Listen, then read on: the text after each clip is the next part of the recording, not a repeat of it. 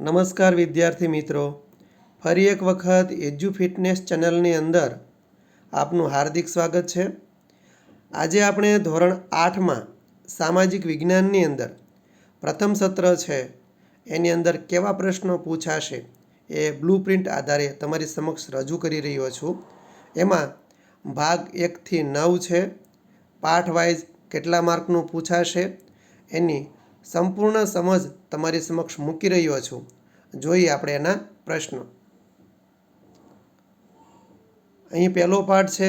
પહેલા પાઠમાંથી પહેલો પ્રશ્ન પૂછાવાનો છે. એમાં પ્રશ્ન 1 4 માર્કનો હશે, જેમાં વિકલ્પો જ પૂછાશે.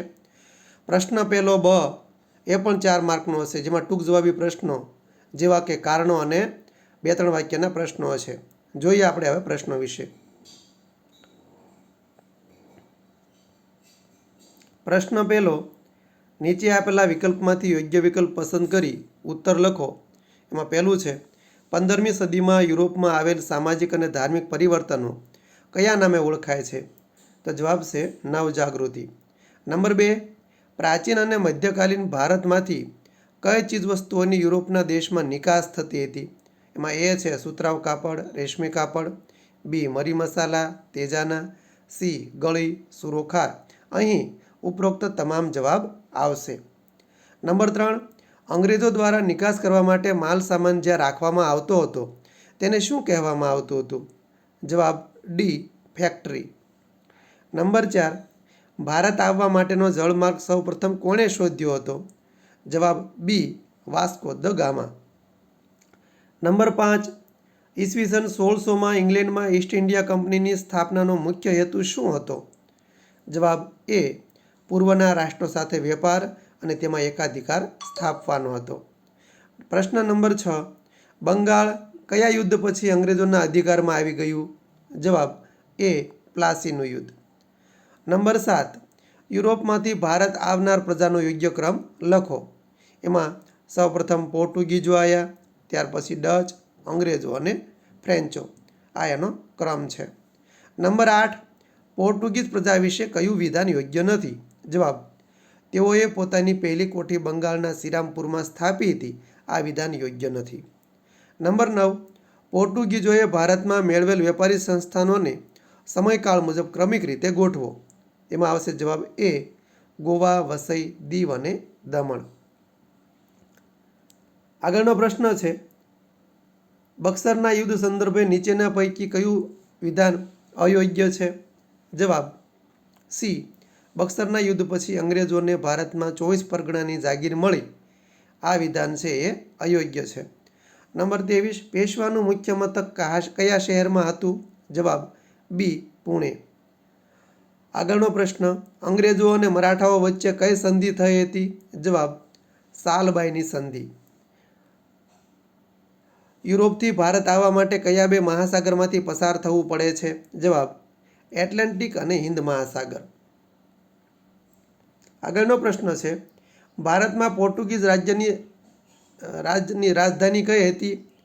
તેમાં આવશે ગોવા.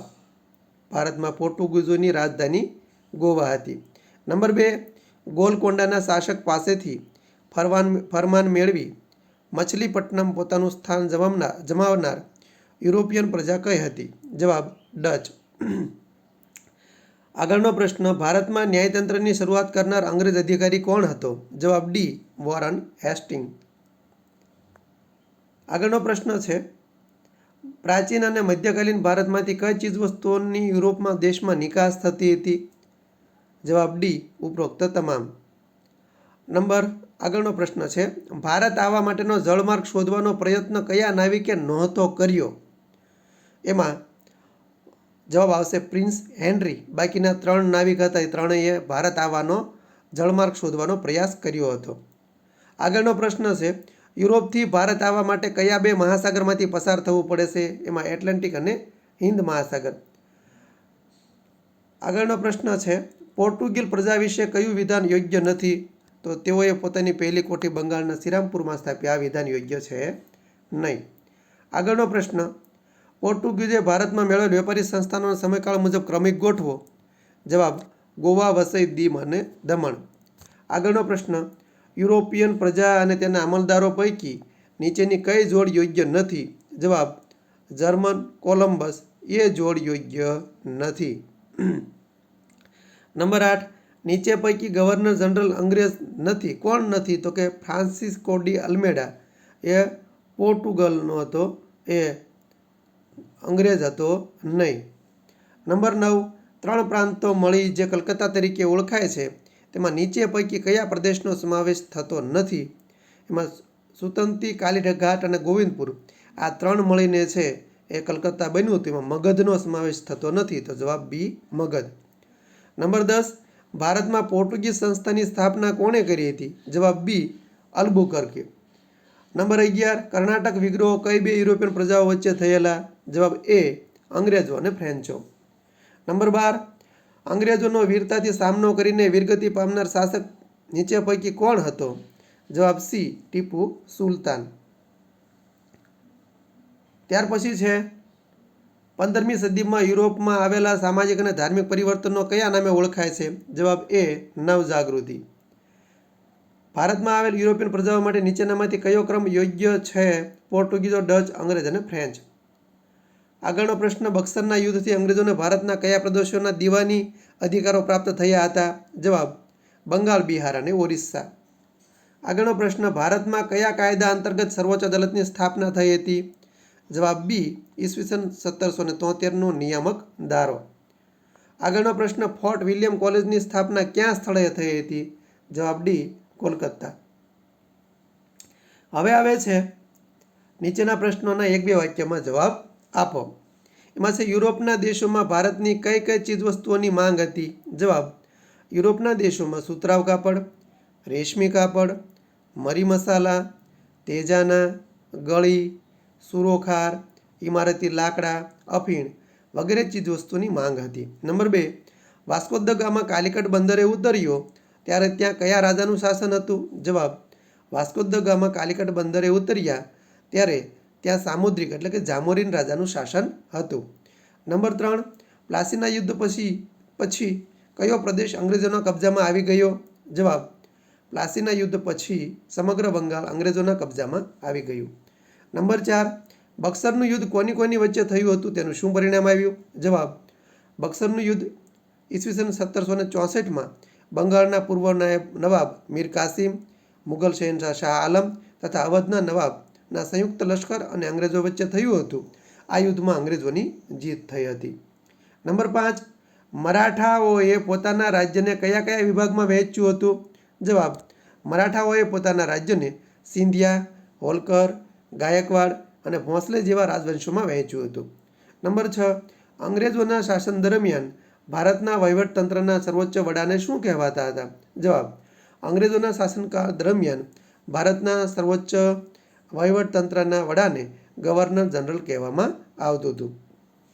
નંબર 7, ભારતમાં સંધિ સેવાઓ કોણે શરૂ કરી હતી? જવાબ ભારતમાં સંધિ સેવાઓ કોર્નવોલિસે શરૂ કરી હતી. નંબર 8, અંગ્રેજોના શાસન દરમિયાન ન્યાયાધીશો અન્ય કયા નામે ઓળખાતા હતા? જવાબ અંગ્રેજોના શાસન દરમિયાન ન્યાયાધીશોને અન્ય મુનસફ અને અમીન તરીકે ઓળખવામાં આવતા હતા. નંબર 9, મરાઠા યુદ્ધો પછી પેશવાને પુણેમાંથી હટાવી ક્યાં મોકલી દેવાયા? જવાબ મરાઠા યુદ્ધો પછી પેશવાને પુણેમાંથી હટાવી કાનપુર પાસે બિઠુરમાં મોકલી દેવાયા. જવાબ નંબર 10, મૈસૂરમાં હૈદર અલી પહેલાં કયા વંશનું શાસન હતું? જવાબ મૈસૂરમાં હૈદર અલી પહેલાં વિજયનગર સામ્રાજ્યના તુલુ વંશનું શાસન હતું. આગળનો પ્રશ્ન છે કારણો આપી સમજાવો. પહેલું છે પ્લાસીના યુદ્ધમાં અંગ્રેજો સામે સિરાજુદ્દૌલાની હાર થઈ કારણ કે 23 જૂન 1757ના રોજ મુર્શિદાબાદ પાસે આવેલ પ્લાસી નામના સ્થળે નવાબની સેનાએ અંગ્રેજોનો મુકાબલો કર્યો, પરંતુ મીર જાફરના વિશ્વાસઘાતને કારણે સિરાજુદ્દૌલાની હાર થઈ હતી. નંબર 2, અંગ્રેજો ભારતમાં સર્વોપરી બન્યા કારણ કે?